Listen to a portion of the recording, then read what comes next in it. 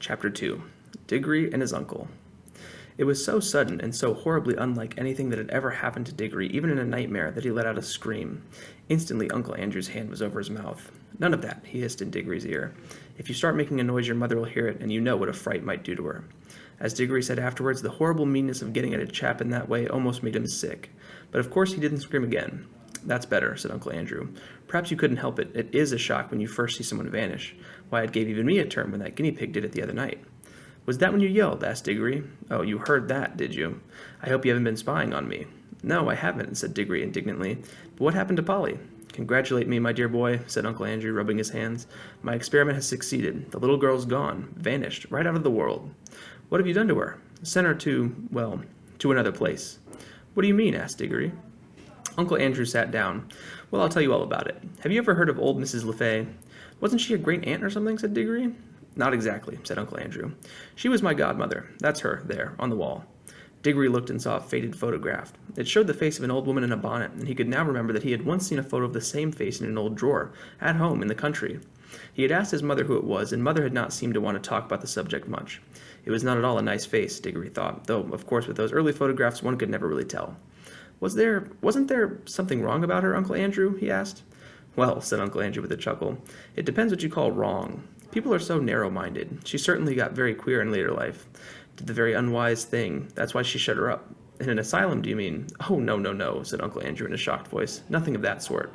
Only in prison." "I say," says Diggory, "what had she done?" "Ah, poor woman," said Uncle Andrew. "She'd been very unwise. There were a good many different things. We didn't need to go into all that. She was always very kind to me. But look here, what has all this got to do with Polly?" "I do wish you'd all in good time, my boy," said Uncle Andrew. "They let old Mrs. LeFay out before she died, and I was one of the very few people whom she would allow to see her in her last illness. She'd got to dislike ordinary, ignorant people, you understand. I do myself, but she and I were interested in the same sort of things. It was only a few days before her death that she told me to go to an old bureau in her house and open a secret drawer and bring her a little box that I would find there. The moment I picked up that box, I could tell by the pricking in my fingers that I held some great secret in my hands. She gave it me, and I made me promise that as soon as she was dead, I would burn it, unopened, with certain ceremonies. That promise I did not keep." "Well, then it was jolly rotten of you," said Diggory. "Rotten?" said Uncle Andrew with a puzzled look. "Oh, I see. You mean that little boys ought to keep their promises." "Very true. Most right and proper, I'm sure, and I'm very glad you have been taught to do it.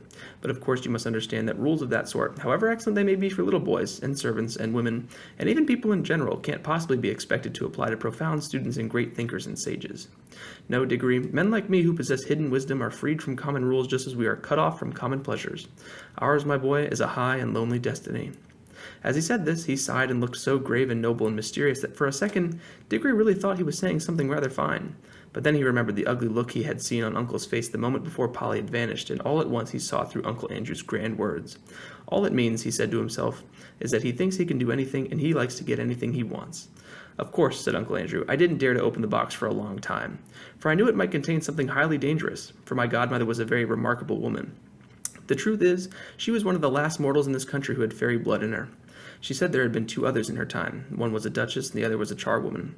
In fact, Diggory, you are now talking to the last man, possibly, who really had a fairy godmother. There, that'll be something for you to remember when you're an old man yourself." "I bet she was a bad fairy," thought Diggory, and added out loud, "But what about Polly?" "How do you harp on that?" said Uncle Andrew, as if that was what mattered. "My first task was of course to study the box itself. It was very ancient, and I knew enough, even then, to know that it wasn't Greek, or Old Egyptian, or Babylonian, or Hittite, or Chinese. It was older than any of those nations. Ah, that was a great day when I at last found out that truth. The box was Atlantean. It came from the lost city of Atlantis. That meant it was centuries older than any of the other Stone Age things they dug up in Europe, and it wasn't a rough, crude thing like them either, for in the very dawn of time Atlantis was already a great city with palaces and temples and learned men." He paused for a moment, as if he expected Diggory to say something, but Diggory was disliking his uncle more every minute, so he said nothing. "Meanwhile," continued Uncle Andrew, "I was learning a good deal in other ways. It wouldn't be proper to explain them to a child, about magic in general. That meant that I had to come visit a fair idea what sort of things might be in the box. By various tests I narrowed down the possibilities. I had to get to know some devilish queer people and go through some very disagreeable experiences. That was what turned my head gray. One doesn't become a magician for nothing. My health broke down in the end, but I got better, and at least I actually knew." Although there was not really the least chance of anyone overhearing them, he leaned forward and almost whispered as he said, "The Atlantean box contained something that had been brought from another world when our world was only just beginning." What? Said Diggory, who was now interested in spite of himself. Only dust, said Andrew. Fine, dry dust. Nothing much to look at, nothing much to show for a lifetime of toil, you might say. But when I looked at that dust, I took jolly good care not to touch it, and thought that every grain had once been in another world. I don't mean another planet, you know. They're part of our world, and you could get to them if you went far enough. But really, other world, another nature, another universe. Somewhere you would never reach, even if you traveled through the space of this universe forever and ever. A world that could be reached only by magic. Well, here Uncle Andrew rubbed his hands till his knuckles cracked like fireworks. I knew, he went on, that if only you could get it in the right form, the dust would draw you back to that place it had come from, but the difficulty was to get it to the right form. My earlier experiments were all failures. I tried them on guinea pigs. Some of them only died, some exploded like little bombs. It was a jolly cruel thing to do, said Diggory, who had once had a guinea pig of his own. How do you keep getting off the point, said Uncle Andrew. That's what the creatures were for. I'd bought them myself. Let me see, where was I? Ah, yes. At last I succeeded in making the rings, the yellow rings, but now a new difficulty arose. I was pretty sure now that a yellow ring would send any creature that touched it into the other place. But what would be good of that if I couldn't get them back to tell me what they had found there? And what about them, said Diggory. A nice mess they'd be in if they couldn't get back. You keep on looking at everything from the wrong point of view, said Uncle Andrew with a look of impatience.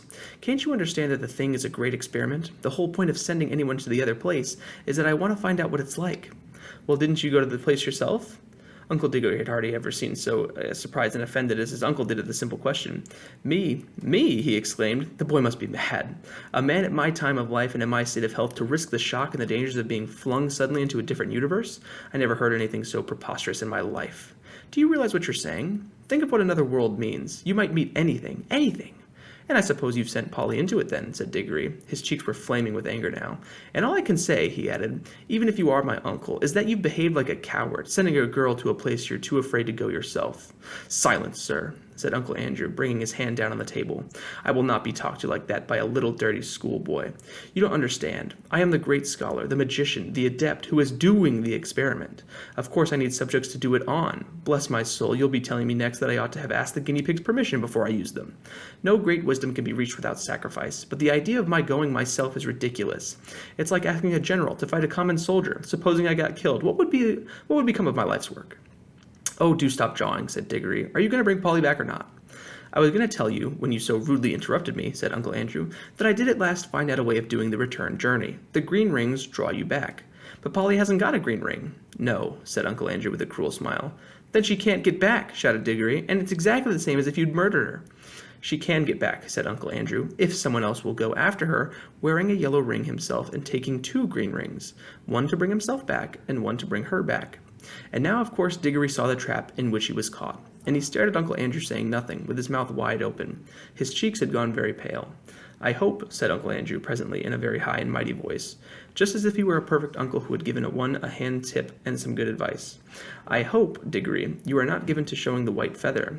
I should be very sorry to think that any one of our family had not had enough honor and chivalry to go to the aid of a lady in distress. Oh, shut up, said Diggory. If you had any honor at all, you'd be going yourself, but I know you won't. All right, I see I've got to go. But you are a beast. I suppose you planned the whole thing so that she'd go without knowing it, and then I'd have to go after her. Of course, said Uncle Andrew with a hateful smile. Very well, I'll go. But there's one thing I jolly well mean to say first. I didn't believe in magic till today. I see now it's real. Well, if it is, I suppose all the old fairy tales are more or less true, and you're simply a wicked, cruel magician like the ones in the stories. Well, I've never read a story in which people of that sort weren't paid out in the end, and I bet you will be, and serve you right. Of all the things Diggory had said, this was the first that really went home. Uncle Andrew started, and there came over a look on his face of horror, such that, beast though he was, you could almost feel sorry for him. But a second later he smoothed it all away, and said with a rather forced laugh, well, I suppose that is a natural thing for a child to think. Brought up among women as you have been, old wives' tales, eh? I don't think you need to worry about my danger, Diggory. Wouldn't it be better to worry about the danger of your little friend? She's been gone some time. If there are any dangers over there, well, it would be a pity to arrive a moment too late. A lot you care, said Diggory fiercely, but I'm sick of this jaw. What have I got to do? You really must learn to control that temper of yours, my boy, said Uncle Andrew coolly. Otherwise you'll grow up like your Aunt Letty. Now, attend to me. He got up, put on a pair of gloves, and walked over to the tray that contained the rings. They only work, he said, if they're actually touching your skin. Wearing gloves, I could pick them up like this, and nothing happens. If you carried one in your pocket, nothing would happen. But of course, you'd have to be careful not to put your hand in your pocket and touch it by accident. The moment you touch a yellow ring, you vanish out of this world. When you are in the other place, I expect, of course this hasn't been tested yet, but I expect that the moment you touch a green ring, you vanish out of that world and, I expect, reappear in this. Now, I take these 2 greens and drop them into your right hand pocket. Remember very carefully which pocket the greens are in. G for green and R for right. G-R, you see, which are the first 2 letters of green. One for you and one for the little girl. And now you pick up a yellow one for yourself. I should put it on your finger. If I were you, there will be less chance of dropping it. Diggory had almost picked up the yellow ring when he suddenly checked himself. Look here, he said. What about Mother, supposing she asks where I am? The sooner you go, the sooner you'll be back, Uncle Andrew said cheerfully. But you don't really know whether I can get back. Uncle Andrew shrugged his shoulders, walked across to the door, unlocked it, threw it open, and said, Oh, very well then, just as you please. Go down and have your dinner. Leave the little girl to be eaten by wild animals or drowned or starved in otherworld or lost there for good, if that's what you prefer. It's all one to me. Perhaps before tea time you better drop in on Miss Plummer and explain that she'll never see your daughter again because you were afraid to put on a ring. By gum, said Diggory, don't I just wish I was big enough to punch your head. Then he buttoned up his coat, took a deep breath, and picked up the ring. And he thought then, as he always thought afterwards too, that he could not decently have done anything else.